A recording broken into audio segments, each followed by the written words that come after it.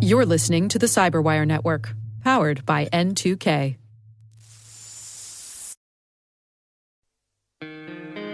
Hi, I'm Maria Varmazes, and I'm the host of T-, the only daily podcast for the space industry.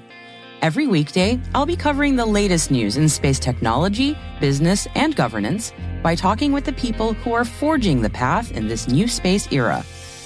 If you're a space professional looking to separate the signal from the noise and stay current on what's happening, this show is for you. Join me every day for T-, the daily space industry podcast. Listen on all major podcast platforms or visit space.n2k.com. That's space.n2k.com.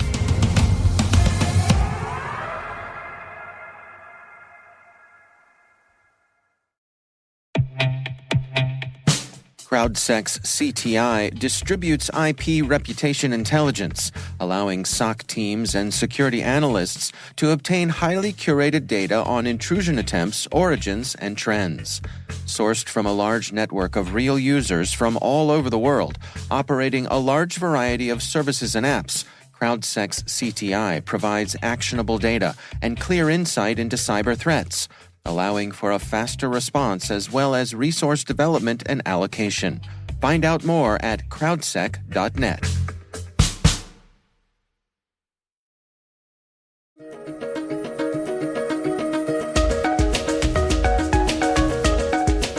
Hello, everyone, and welcome to the CyberWire's Research Saturday. I'm Dave Bittner, and this is our weekly conversation with researchers and analysts tracking down the threats and vulnerabilities, solving some of the hard problems of protecting ourselves in a rapidly evolving cyberspace. Thanks for joining us.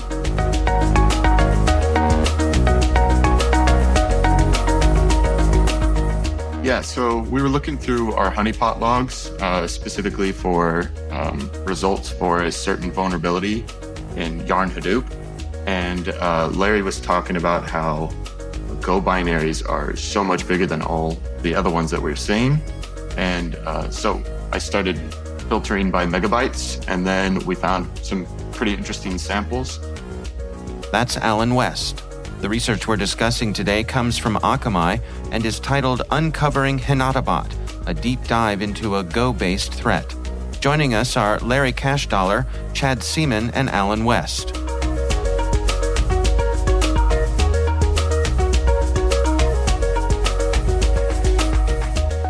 Well, let's go through it together here. I mean, what exactly is going on under the hood here? What are we talking about? Chad, you want to take us through this? We haven't heard from you yet. HinataBot comes in through a couple of known CVEs and one Hadoop misconfiguration. A lot of people stick Hadoop out there, Hadoop Yarn, and they leave it exposed to the internet, probably due to an oversight. And through this mechanism, they can achieve code execution. So it's spreading through those three primary mechanisms that we found, also through SSH brute forcing. From there, the malware, once it gets a foothold, it phones home to a C2.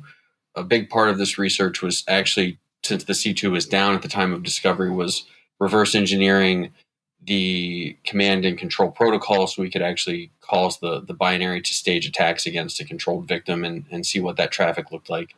It has two primary attacks. There's a UDP attack and an HTTP attack at this point. There's been some historical attacks that we've seen in previous samples that have been removed, but we're not really sure. And its primary goal is to push either volumetric UDP or layer 7 HTTP and HTTPS attacks. Do you have any sense of the history behind this, or where it may have come from, or been influenced by? Yeah, so in looking back through the logs, the IP that we found distributing these samples originally, which also turned out to be the command and control IP, we looked back and sort of used that as a pivot and saw that it had for a while been distributing a bunch of different Mirai variants for a while. It was about a month at the beginning of the year. And then about halfway through the month, we started seeing them distributing the HinataBot. And when we looked up the historical DNS resolve of the IP as well, We also saw that it was Mirai lovers or high Mirai lovers for a little bit there. So we definitely could see some influence from Mirai. And obviously now they're trying to make their own thing. And who are they targeting here? Who are they trying to infect? Who's the primary victim here?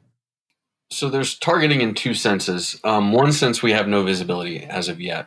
Because the C2 was down at the time of the discovery, we haven't been able to see them launch attacks and figure out what their primary motive is as far as victimization goes. From the exploit stuff, it looks like they're targeting low-hanging fruit, to be honest. There's nothing novel or new about the infection vectors that we saw them using. The Huawei exploit is old and well known. We've seen it used to spread Mirai and GAFGET and other samples that are competing in this space. The SSH brute forcing was a primary tenet of Mirai spreading back in the day. It was Telnet and SSH brute forcing campaigns that really got a foothold for that one before they moved into some of these other RCE variants or exploits. So I think at this stage, it's just they're victimizing low hanging fruit in general, and I wouldn't be surprised to see them continue down that path because it's easy. The problem is that it's also a very competitive landscape, so it's hard to really get a foothold there. In the article we allude to, we hope that they stay on this path, and without trying to give them any ideas or credit, we would not like to see them be more successful than they are, put it that way. So if they continue for low-hanging fruit where there's a lot of competition, that's good news for everyone. Larry, I'm curious. They're using the Go language here. What is the appeal of that? It strikes me that we're seeing more and more attention there. I think because Go is portable and it's fast, I think a lot of malware authors are sort of gravitating towards it.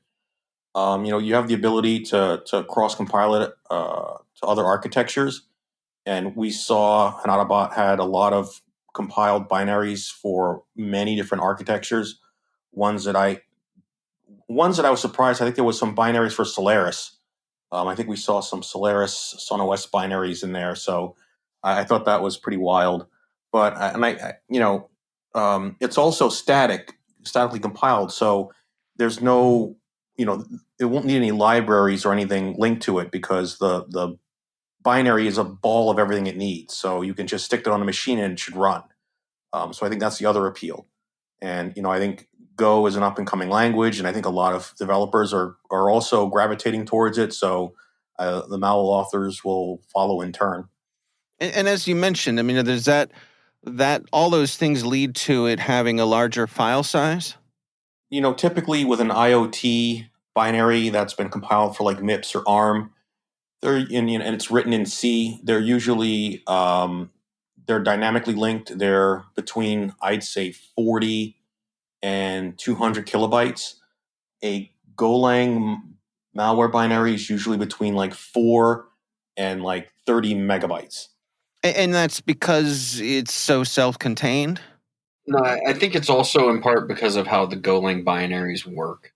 As far as it being able to be deployed in multiple places, the Go binary typically generates a 5 meg or more binary because I believe it ships the interpreter inside of the Golang binary itself, which is in part why it's so much easier for cross compilation to function, because they really need to compile to underpinnings for OS, but then the core code that the author would be writing is operating through that Golang level, where it's more abstracted against the various OSs and platforms that they're compiling for.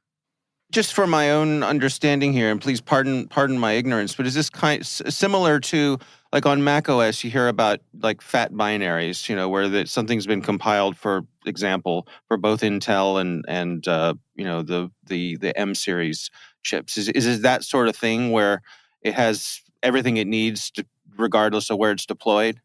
No, they still compile into platform specific packs, but I think each one of those platform specific packs ships a Go interpreter or some kind of bytecode that will take the Golang and operate it on that platform, if it makes sense. Like each one of them is large because each one of them is shipping an architecture specific interpreter or environment for Go to execute in. Part of what you all cover here is the process you all went through to map out the C2 communications. Can you take us through that process? As far as the reversing of the protocol was concerned, we kind of started with not really knowing what the binary or how to speak with it. Because of the sample that we had and it not being stripped, we did have some hints about what the function names were. So we knew that at some level there's an HTTP flood capability. At some level there's a UDP flood capability. And the problem became, okay, so in the code, how do we get to where those functions are going to be executed? So it became a process of basically patching the binary. So the C2 that was down, we overwrote the location of that C2 to an IP that we can control. From there, we spun up a socket and started communicating into that binary when it would phone home to us, thinking that we were the C2. At that stage, it's really just kind of trying to navigate and see where you land in the binary, at what stage, and then figuring out, at this point in code, we're either going to go left or right. We're going to venture into different parts of the code based on what input we're providing it, and then it's just kind of mapping that out. So at this point, it's expecting a hex 30 or a hex 31. Which translates to the ASCII character for a 0 or a 1. And if we go 0, it goes this way. If we go 1, it goes this way. And if it's neither, it goes this way. So we'll want to end up on this side, and we can kind of map out that once we get down that fork of the code, ultimately we get to the UDP or the HTTP flood, and then it starts mapping out, okay, so how many args are we expecting to be passed into that function? What arg in position 1, where is it going to end up in the final payload? Is it going to become the IP address that we're attacking? Is it going to become a packet linked directive? Is it going to trigger some other fork of code that we're not familiar with yet? So it's really just a pretty feedback loopish experience, I'll put it that way.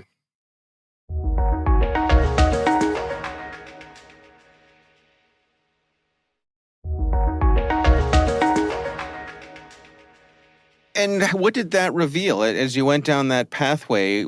How were things uncovered for you? Did it get easier as you went along? It was a little more frustrating than I think any of us would like to admit. Fair enough. Yeah.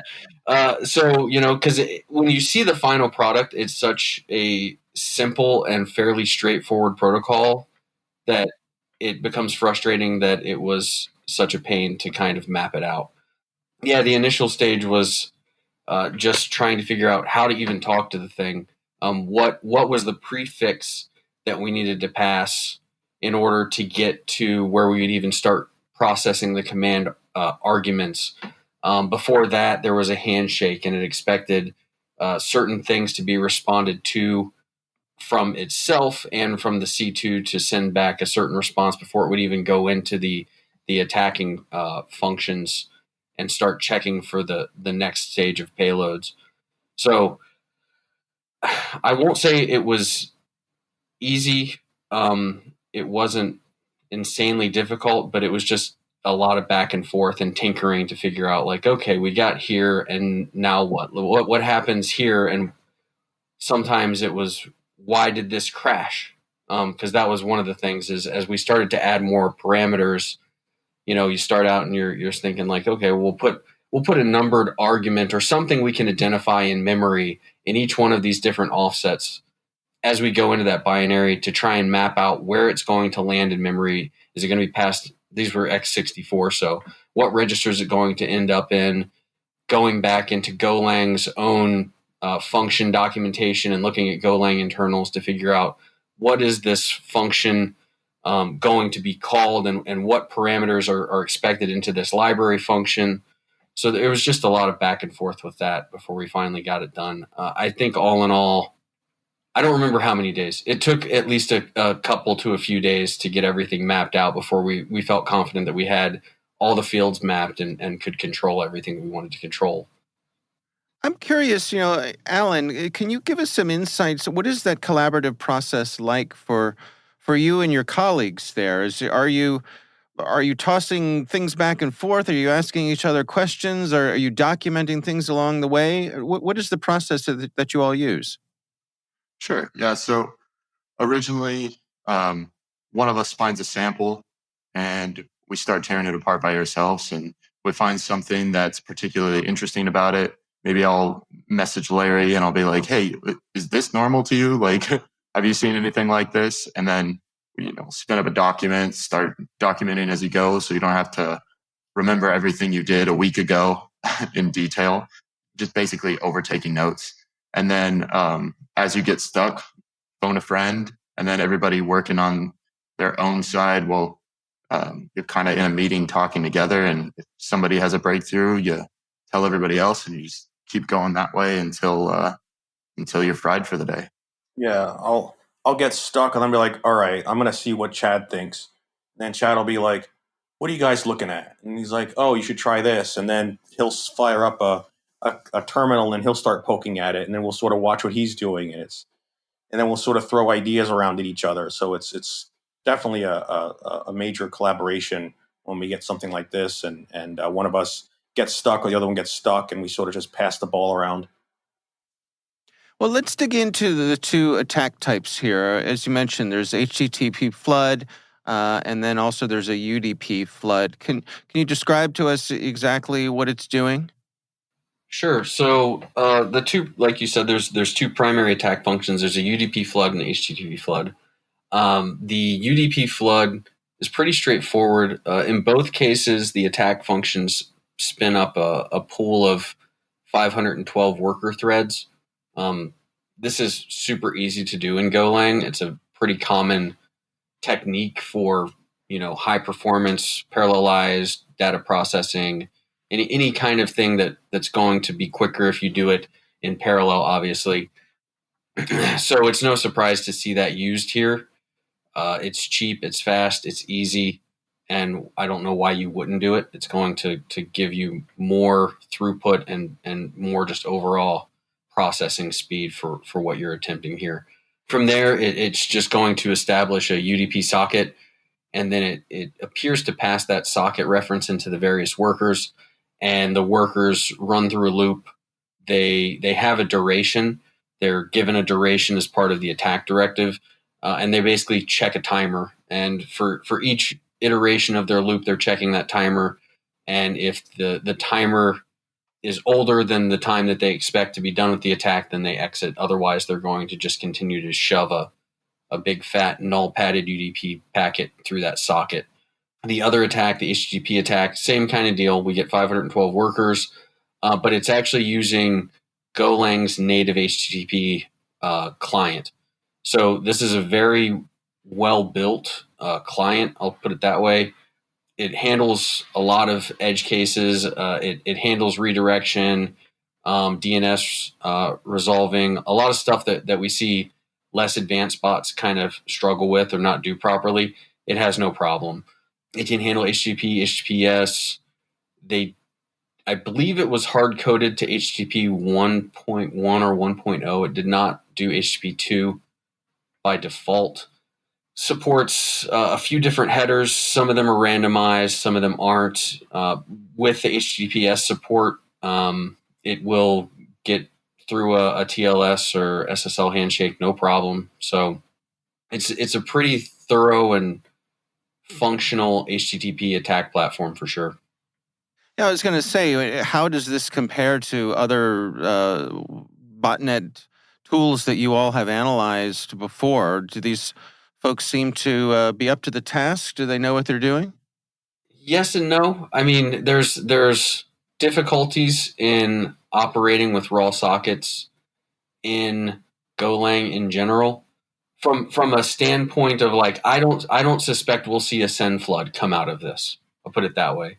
It's possible, but I doubt it, just because of using truly raw sockets in Golang is a little bit more difficult. I would say that the two attacks that we see in there, the UDP flood and how it's tooled, and the HTTP flood and how it's tooled, are both pretty straightforward attacks to get wired up.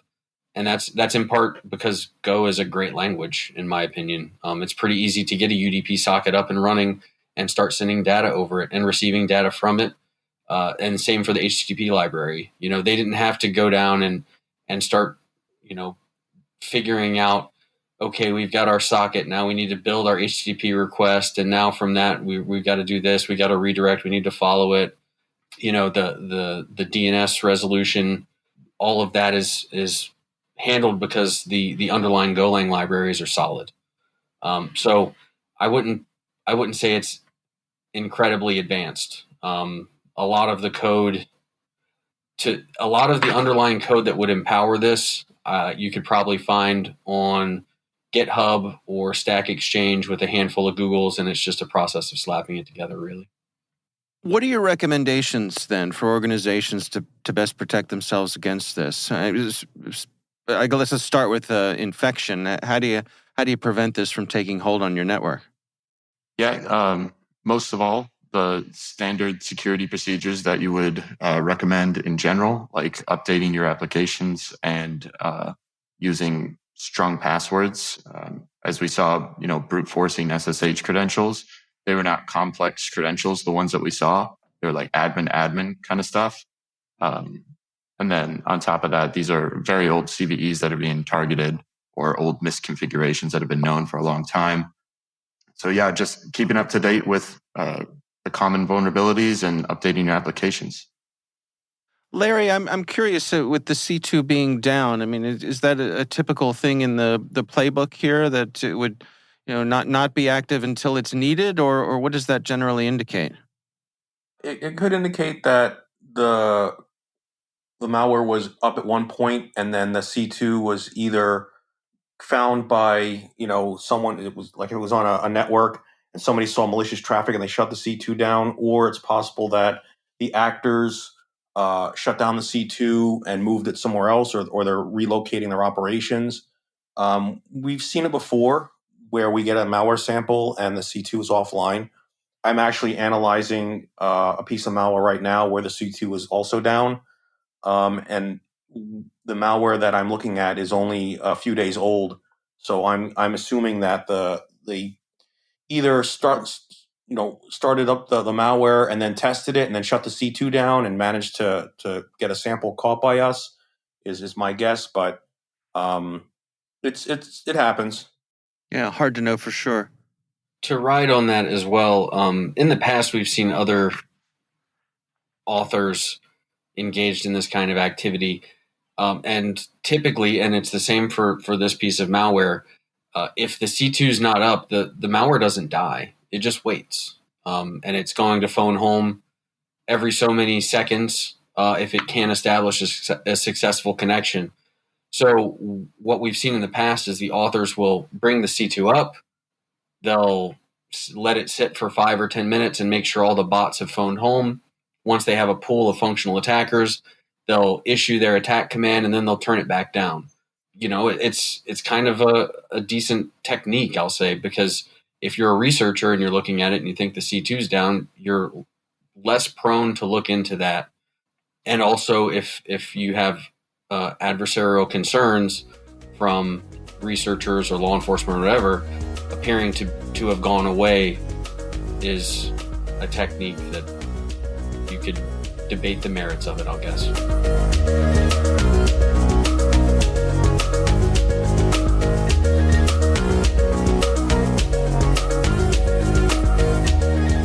Our thanks to Larry Cashdollar, Chad Seaman, and Allen West from Akamai for joining us. The research is titled Uncovering HinataBot, a deep dive into a Go-based threat. We'll have a link in the show notes.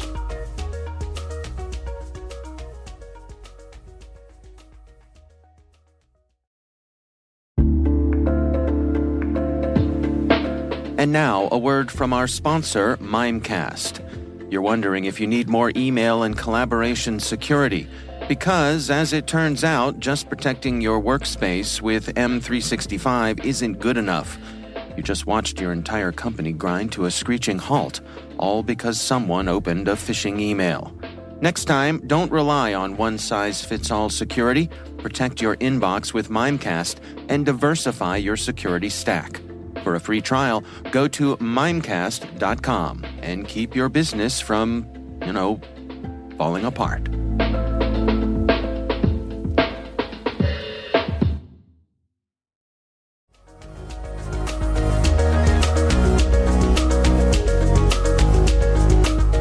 The CyberWire Research Saturday podcast is a production of N2K Networks, proudly produced in Maryland out of the startup studios of Data Tribe, where they're co-building the next generation of cybersecurity teams and technologies.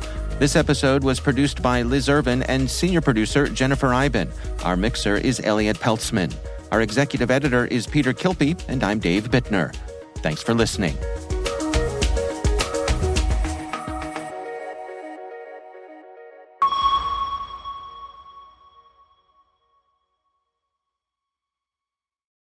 On a final note, our friends at N2K just launched T-, the only daily space podcast.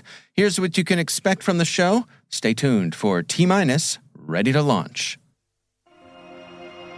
We are in a new space era.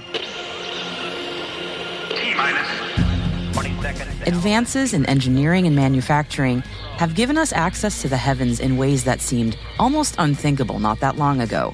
Private and public sector cooperation in the space industry is leading to innovation that sometimes feels like it's right out of a page of science fiction.